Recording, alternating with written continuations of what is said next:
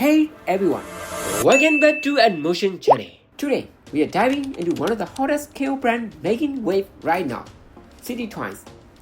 Based in China, they cook out budget-friendly knockoffs or premium lines like Mayford, SA Figures and Revoltech. They drop them on sites such as AliExpress and Temu for a fraction of the official price. When City first showed up in 2023, hardly anyone noticed. Their debut was a pair of very ordinary bullets, SAF Mind Molars and SAS Spider-Punk from Across the Spiderverse. Nothing special, just another cheap copy, or so we thought.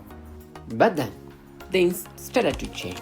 City Toys started their game by releasing fan favorite characters like Tobey Maguire's Spider-Man, Andrew Garfield's Spider-Man, and Spider-Man 2099 from Across the Spider-Verse. They even dropped a blessed version of Tobey, which quickly caught colleges' attention. But what really got people talking was that Emma has called something SAF didn't offer. Now, to be fair, Andrew's Emma hat wasn't great. The likeness was off and it didn't quite deliver. But the Emma has for Spider-Man 2099. That one actually surprised people. It looked good, arguably better than what we see from SAF. Sure, the bodywear stayed on the side and missing some detail, and the quality wasn't perfect. But the 2099 Hasco alone had City Toys gained more attention from collectors. It was a small win, but an important one.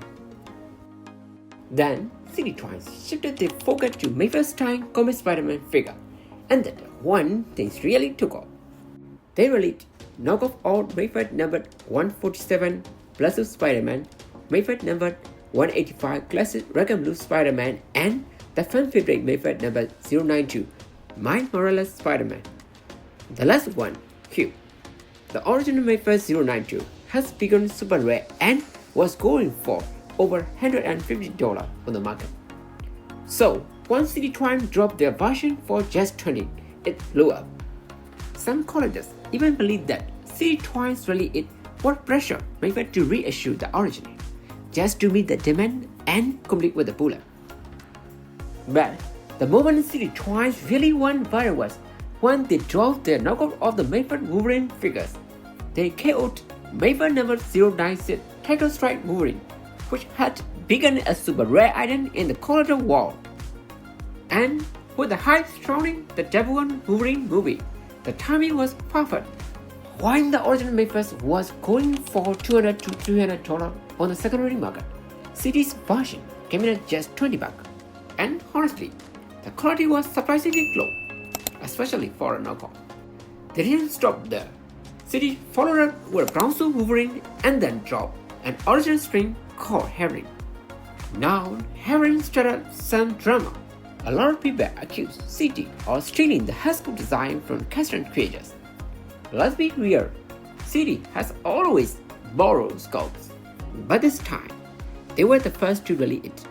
And the figure ended up being one of their most popular releases.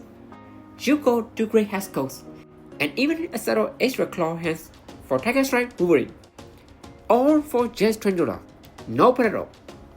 Collectors also started loving how City Toys had in bonus packs, something you don't even see from some official releases. For example, City 143 by Riley came with a bonus classic Spidey hat. City 186 Scarlet Spider included an extra hoodie. And City 075, the blue and red comic Spidey, featured a survivor Hasco. These little surprises really had City stand out in the bullet scene. They were just copying anymore. They were adding value. And so on, and even official brands started paying attention. They also released knockoffs of Mayford number 190 Batman and SAS Spider-Man. But honestly, they didn't generate much hype, since the characters aren't popular and City didn't include any extra packs. More collectors just skipped them. It felt more like filler than a major release. Now, City's biggest weak point: stay quality control. You will run into issues like loose or stud joints, and even paint apps. and somebody passed the feet a bit on the side. But here's the thing, CD seemed to be listening. With CD-131 Gambit, they finally started improving the body proportions, and their KO or rewarded Amazing Spider-Man 2. The size was noticeably better too. Gambit in particular turned out to be a solid pick, especially for fans who missed out on the original Mayfest release. Among all CD Spider-Man, the most led might be CD001 The Amazing Spider-Man Andrew Garfield. CD001 actually came out in 2025, but it quickly became a fan favorite. Even though it's smaller than the original Mayfest, it stayed a fun and highly positive figure. And honestly, I personally really like it. Right now, CD126 Horseman Blood version is up for pre-order. There are no bonus packs this time, but the figure is accurate inside, but might win over more colors. They've also confirmed their take on Mayfest Daredevil comic version is coming soon, and fans are already busy about it. CD had also started knocking off rebooted figures. They've done Agentantivenom, agentantivenom, which wasn't even part of the official rebooted line, and Amazing Spider-Man 2.0. The skull doesn't, and to their credit, the size is accurately accurate to the originals, which is a nice change. But yeah, joint issues are still there. So, not amazing, but not terrible either. For around $20, honestly, I would say it wasn't. It looks like CD is trying to move beyond knockoffs. They've introduced a new label, MessToys, aimed at releasing more original style figures. Their first release, a Blazer Never Strider, and they've already tested that. More on the way.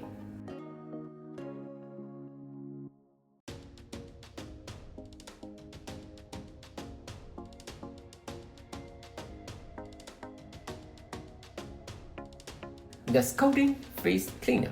The figure comes with a proper display base, and although it still uses a regular style body, the overall quality is noticeably better than typical CD releases. So, what do you think? Are you into CD toys and their budget-friendly figures, or are you totally against KO brands? Drop your thoughts in the comments. I'd love to hear where you stand.